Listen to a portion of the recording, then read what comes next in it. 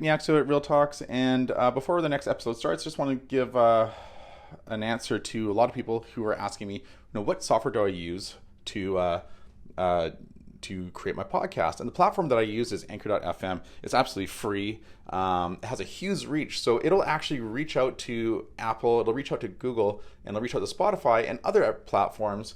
So those platforms pick up your podcast, so you have maximum exposure to anybody who is interested in listening to your podcast. As well, if you're absolutely lucky, there will be companies that will reach out to you and might want to sponsor your podcast. You might get paid for something that you love to do. So if you are interested in starting your own podcast, download the free Anchor app or go to anchor.fm to get started. And here we go to the next episode, and thank you for your time. Welcome to Real Talks, the Realtor Life. This is where we talk to real agents about their story and their journey in real estate. We'll discuss their beginnings, their struggles, and their ultimate successes. We peel back the layers and deliver a behind-the-scenes conversation that you, the listener, can find inspiration. My name is Nick Neacsu, and my intention is to share the authentic realtor life.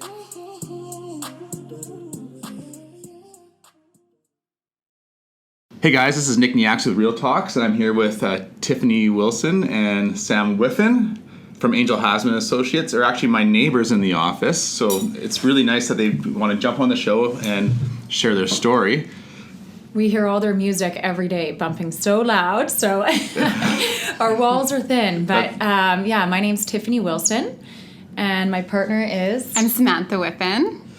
I've been in the business for 8 years and been with Angel Hasman for about 4.5, almost 5 years now. Yeah. So I've known Nick for about that time, and Samantha and I've been partners for about 4 years. Yeah, so I basically started off at Angel Hasman. I was 22 years old, so it's been almost 5 years now. And shortly after that, I joined Tiff, and we started our team. So wow, yeah, it's 22 years old. I always forget that. You look it, but to make it in this business, you have to actually you have to mature fast, right? And when I was 22 years old, I was food poisoning myself cooking. So it's to do that well at age, it takes a different mentality. And I mean, it is a hurdle too, right? Because I think being younger women, it's just we constantly have to prove ourselves. Every single time, we have that people meet us for the first time and they're like, wait a second, but we prove to them every time, and that's in the end it's kind of worked in our favor in a lot of ways, but it is sometimes difficult overcoming that hurdle. Perfect. Well, we'll touch base on that in a little bit, but first of all, so Tiff, why did you become a realtor? Kind of a funny story, but I used to work in the corporate world, so I did the marketing management for Rogers Wireless, and I loved it. It was a great job. I was very happy. It's not like I was unhappy, but I've just always had the kind of entrepreneurial mind and always just kind of wanted more. So that was the first step. Second part of that is that my sister, I have a twin sister, and we wanted to buy our first property at a young age. I think we were only 21, 22 years old, but we had both saved up some money and we were ready to buy our first place. So we started looking and working with an agent, and I just felt so overwhelmed and confused with the process. And I remember just thinking to myself, like, I really feel like I could tap into this industry and help people, first-time homebuyers especially at that time, get their first property. So I started getting my license on the side while I was still doing the marketing management. And then I just sort of focused on first-time homebuyers, and I really found that I enjoyed it so much that I ended up quitting my job and taking it full on. And I think honestly it was the best decision I had ever made. And Sam? Yeah. For me, it was kind of, I was already in luxury retail sales. I was selling women's clothing. And the people who would come in would sort of be, actually, a lot of them are my clients now. And my whole family has always been in real estate. My dad has been in commercial real estate for 20 years in Hong Kong. And when we first moved to Vancouver, I remember sort of looking at this empty hole in the ground, and he was like, I bought an apartment here. And I was like, what are you talking about? And he's like, just wait, you'll see. It's going to be amazing. So for me, it was kind of like, it was like a passion, and I just loved real estate in general. And then I was already in sales, and it was just kind of like a perfect combination for me to just have a career in it because I loved it. So a lot of dinner table talk was real estate. Oh yeah. Yeah. Everything Everything still was real is. estate. That's right. So yeah. But I think an interesting part of the story, and it ties into how we ended up starting our partnership, is one of the other reasons why Samantha got into real estate is because I was actually one of her clients. So yeah. I think we should touch on that. So yeah, I mean, Tiff used to come in and she was amazing. She would come in and like buy her work outfits, and I'm like, who is this girl spending like $300 on work pants? I need to be her.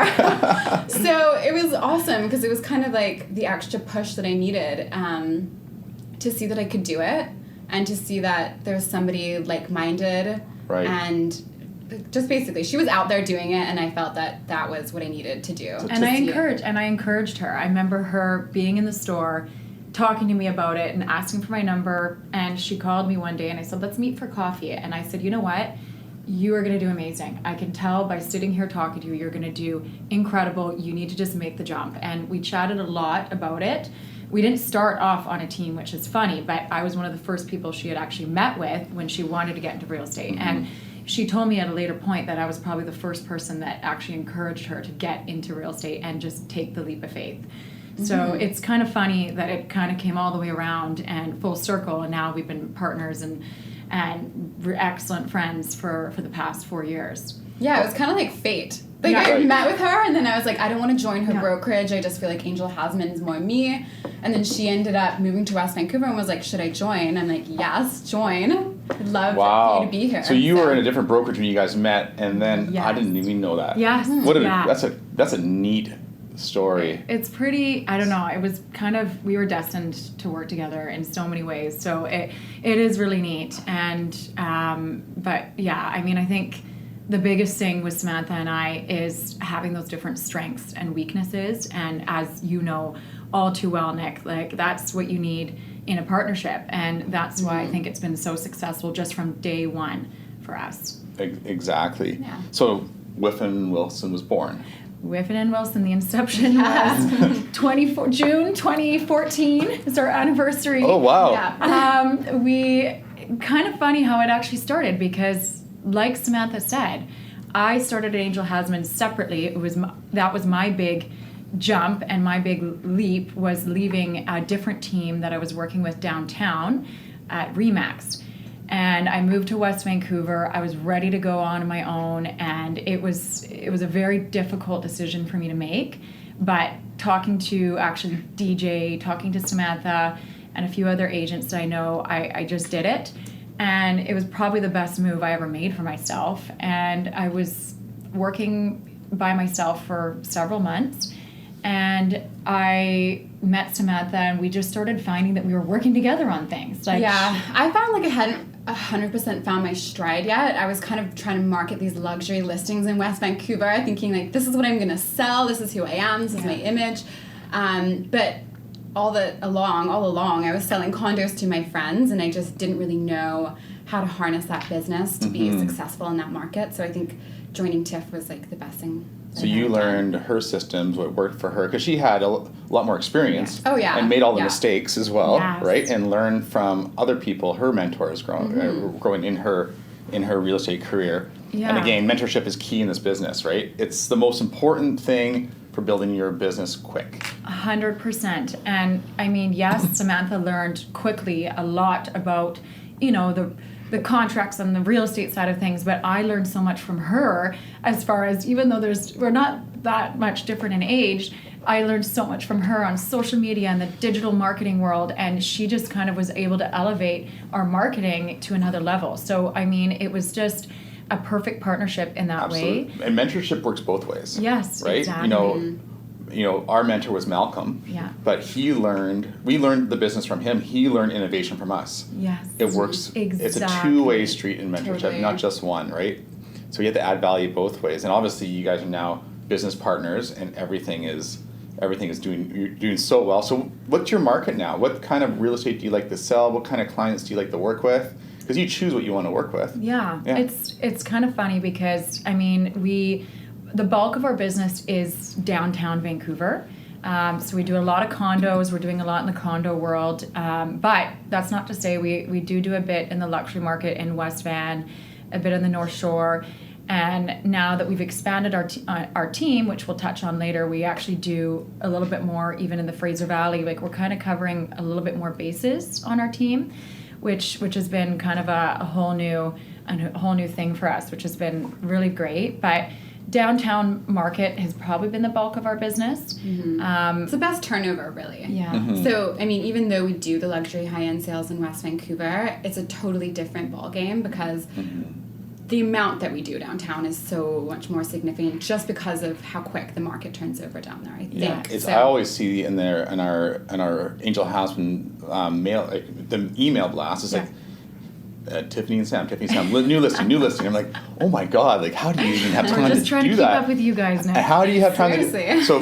And Tiffany, you have a beautiful family. Thank you. And you have wonderful children. Some days. But you have time to be a full-time realtor as well. Yeah. So there's a way to balance. I mean, this is the one thing that I think like Tiffany obviously needs to to tell more to women that are that are professional yet don't want to have a family, but then they're worried about their career. You can have it all.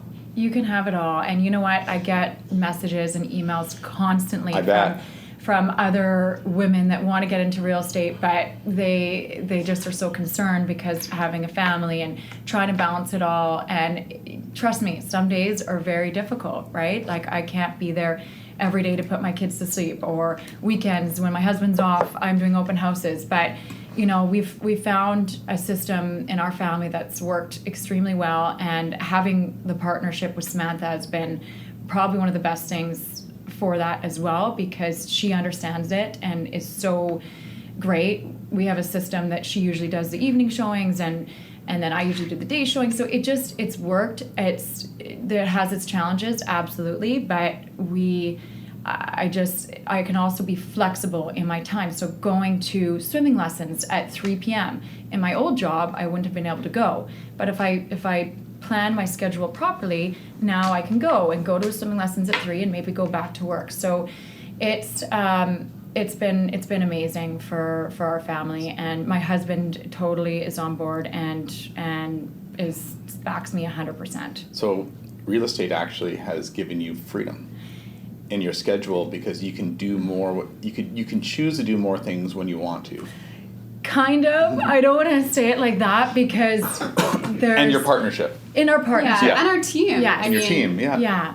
It's been great. Yeah, it is. We do, I can some days, but some days, as you know, Nick, that you plan to have your day a certain way and you get a call from a client, you do have to be there, and you have to be able to be flexible in your personal life and in work. So it's some days, yes, but I mean, not every day. I've seen you roll in, like literally roll into the office with a stroller, with a baby in hand and a contract in hand. 100%. Some days if I don't have childcare, trust me, sometimes I've had to bring those babies with me, and you're good at multitasking. I'm a multitasker. Sure. I'm a multitasker. So yeah, it's not always easy, but I've found a good system in place with our team and with our home life. That's awesome, Sam. So, what motivates you every day to come to work and do better? What motivates me, it's a few things. I mean, I love sort of the transformation process of real estate. I love kind of seeing a property start from one thing, and this is kind of why we do so well with our renovation clients. I love to see something look a certain way, and then you sell it to someone and they put their personal touch on it, or it could be a reno, or it could be a completely new house, and then at the end it's like something completely different. Mm-hmm. So that motivates me because I just feel like that kind of satisfies my creative side. Mm-hmm. And then I just love people. Like, I really love socializing all the time, and I just like to help people with the process, and I want to make them sort of reach their goals and get to where they want to be with their real estate. And I think that's why we do so well as well, because we just kind of enjoy being around people, and we love getting to know people. And then it's like when you can be in their house as well and a part of their lives in that way on a really personal level, I thrive off that, and I think that motivates me every day. And how about you, Tiff? Personally, obviously, family, 100%. It has taken me to the next level since having kids, which is weird because you'd think you'd be more busy, but it motivates me to prove to my children that, you know, that you can do it all and you can be successful. And, you know, it's hard, of course, leaving them some days, but, you know, I sit them down and explain to them that I'm doing this for you so we can do these fun things and enjoy all the trips and vacations that we do, and they get that.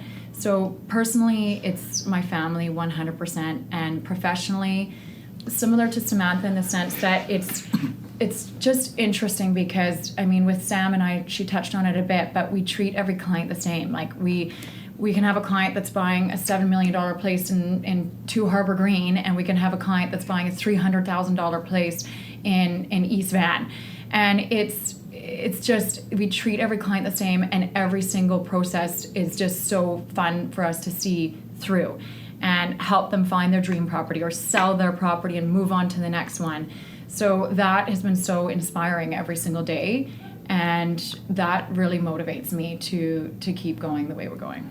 That's great. And we want to beat you guys. Yeah, that's kind of like you beat us. You're not supposed we're to tell slightly Nick. competitive. You can beat us up. Yeah. No, it's. I mean, I don't know. It'd be very difficult to go up against you guys on a listing appointment, right? I mean, it's. I find going up against like women, it's intimidating because especially when they're very, very good realtors, they offer things that we don't even think of as men, and it's a multitasking aspect of it, right? It's a. I've said it again with Sid as well. I've been in listing appointments with Sidra as well, the previous agent that was on the show, and I'm just like jaw dropping how impressive it is. It's like intimidating. So it's I think women do really well in real estate. I know they do. Some of the top realtors in Vancouver are women, right? And it's a testament of, you know, I don't know what it is, but I talk to women who aren't realtors. Yeah. They think it's a men's world. It absolutely is not a men's world. I think it used to be, right? Like even when I first started, I feel like 8 years ago, I just felt it a bit more, but I think it's changed. And we have a lot of our clients that, as you say, they actually only want to have women realtors, and they just, it's the connection, maybe possibly, or possibly because, you know, we're the best, obviously. But I mean, it's like a personal thing. Like when you can feel we'll go back comfortable. to elementary school and discuss that. Oh my gosh. So, but as I want to touch on this now, as in your perspective, you have challenges being a woman in business that men will never have, or will mostly never have.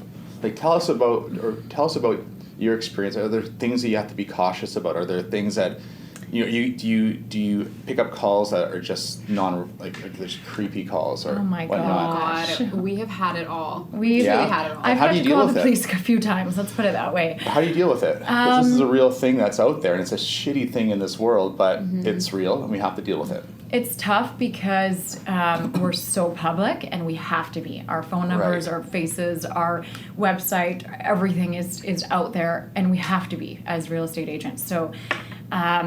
You just have to be smart. You have to think about where you're going to be at a certain time. I mean, if you're doing a showing with someone who's a complete stranger by yourself, I mean, you typically just try to avoid a situation that could be potentially dangerous or weird or awkward. I mean, that's not to say that we find ourselves in those situations all the time. But it is top of mind. Yeah, and there's been times where we've gone together if we don't know somebody, or we bring somebody, or there's been times where I've called Sam, just said, I'm keeping my phone on, just listen if anything goes, if anything happens, but we kind of joke too, like I'm like, this is the address, just in case I die, you know where I'm at. Yeah, putting my location on, and this is where I'm going to be. Yeah, if I'm not at this place, and but it's sad that you have to worry about that in this world. It is, but I think in any job, right? Like a lot of jobs, you have to be a little bit more, conscious maybe as a woman. But this job, absolutely, it can be a little nerve-wracking when you're in a condo upstairs by yourself, the door's shut. Yes, absolutely. So it's about being smart about it, right? Yeah.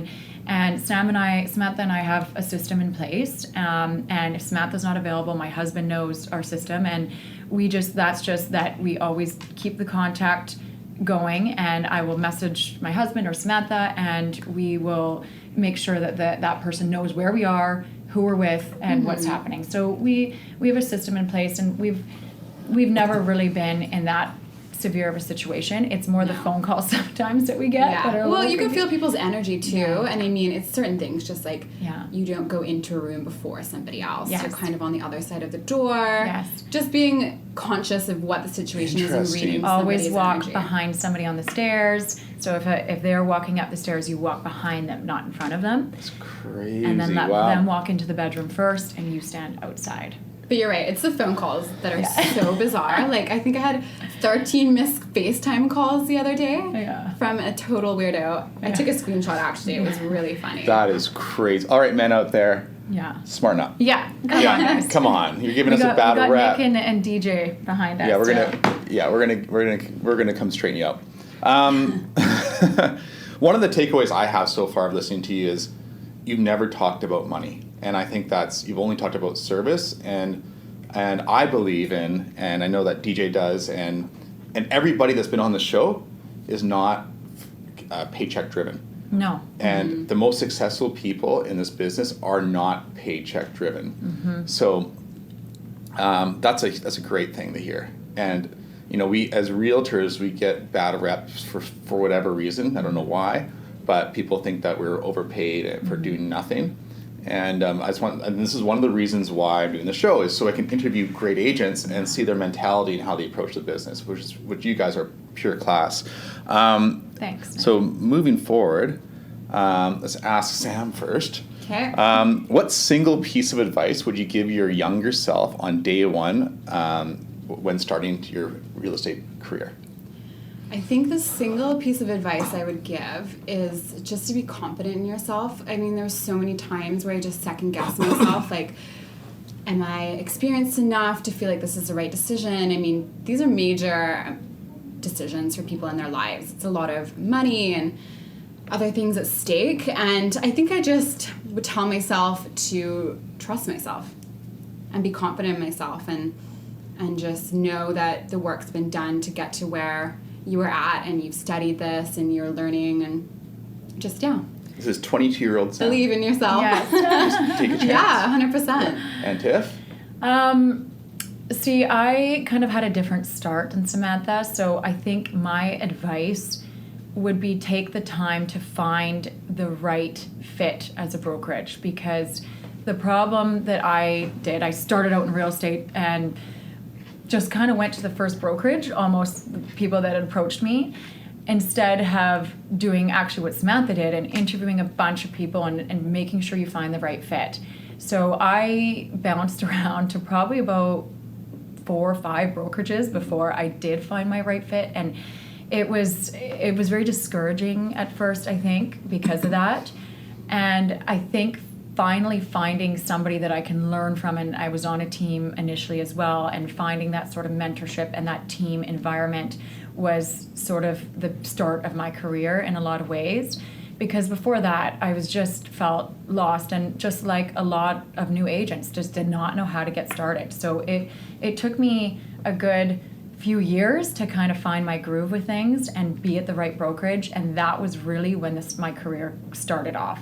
So I think the biggest thing is making sure to find the right fit. Like, don't just go to the first brokerage that you interview with. Go meet with as many people as possible. Reach out to the top agents and sit down with them, pick their brains, see how they started or what their advice is.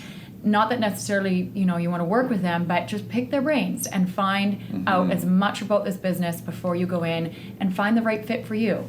Because just because, it seems from an outside perspective it's a great office and it could be the best, you don't know until you really go down and sit down with a few people that work there, I think. So, no pun intended, find your right home. Yes, exactly, right? Yeah, But yeah, I agree. I think it's about finding the right fit. Yeah. working in a place you can see yourself in working in a market that you want to be in as well, right? Yes. Like you're passionate about. 100%. Yeah. And I mean, I think that when I did finally start at Angel Hasman and Sam and I started, it was just, everything just was so much clearer, and it 100% made sense. But trust me, even when Samantha and I started, it wasn't easy either. Like we had a lot of struggles when we first started, and it took us even a good year to 2 years to kind of work our way to a point of being really successful as well.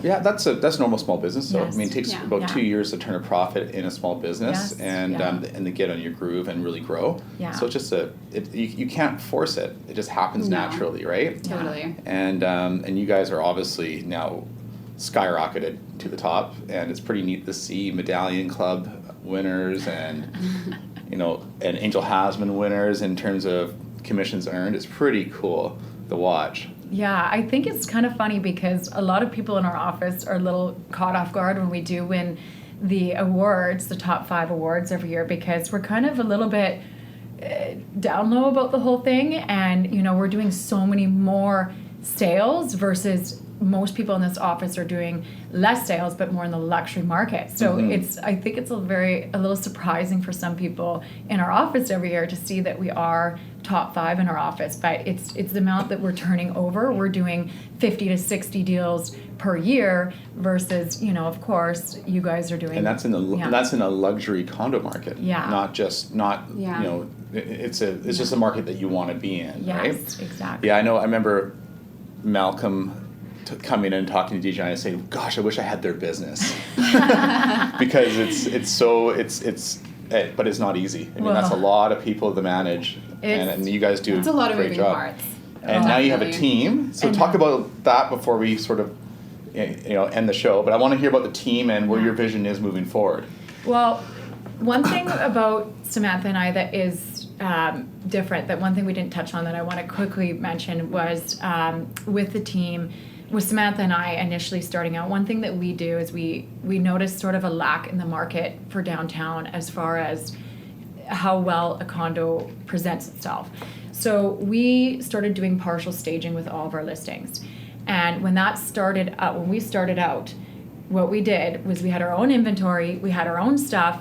We would pack it all in our little beater cars, bring it all to the place. I'd be 8 months pregnant, carrying all the stuff in.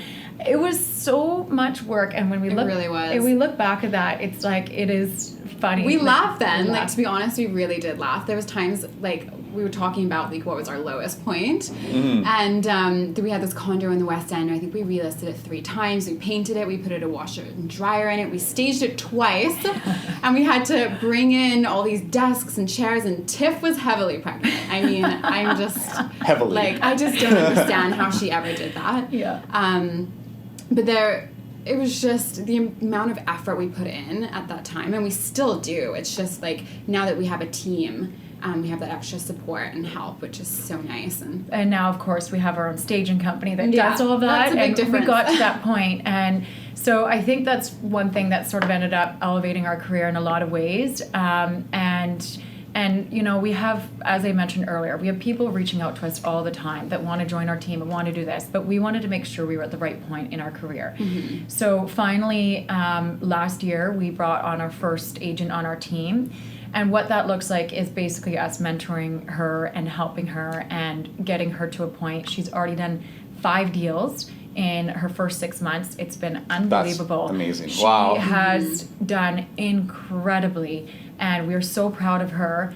And then we just brought in another girl about 3-4 months ago that sort of started out more as our marketing director / assistant kind of role, licensed assistant. Mm-hmm. But already now she's got 2 or 3 clients she's working with. So she's great support too. I think we were at a point where we were like, we're not going to be able to grow in a way that's organized and functional if we don't have some support and help from people who are also doing their own business. So damn it, I got to take some pointers from you. No, you guys have a good team. You guys are doing so well. I mean, you have a team now. You're growing. Yeah. You're elevating to the next level, and you guys think huge. I think what's been really interesting is seeing that every year we've almost, no, we haven't doubled, but we've definitely, our year over year has gone exponentially higher. 40 to 50%, probably. So it's really neat to see that, because every year we're just growing that much more, and every year we talk about our goals, we talk about what we want to hit, and so far, knock on wood, we've been hitting it. We're on pace this year. Of course, our goal this year, one of our goals was to reach a certain amount of dollar volume, and we're on pace to reach that. What is it? 100 million. So yes. That was, so that's one. We're really just, that's what our target was. So far we're at 50. So we're like just halfway. And the market's a little slow, and you're at 50 million. That's pretty impressive. So I think it's been really neat seeing that, and now having this team, we found a new passion in mentoring and training agents. It's a new energy. It's just like you all motivate each other, you all thrive off each other, and we have fun together. It's really been a neat experience, and I've really enjoyed that part of it. Wow. Well, that's really cool. So I want you to plug your social media, your website, and anything you want for marketing. And people should follow Tiff and Sam, because their social media content's amazing. Their listings are fabulous, and they're obviously great. So go for it. Thanks, Nick. Thank you. This is great. Thank you. Yeah. So Whiffin and Wilson is our Instagram. Our website's whiffinandwilson.com, and you can actually sign up. We do a monthly newsletter, which is really great. Yeah. If you ever want to know knowledge about what's going on in the market and the recent stats and all that stuff, I would highly recommend that.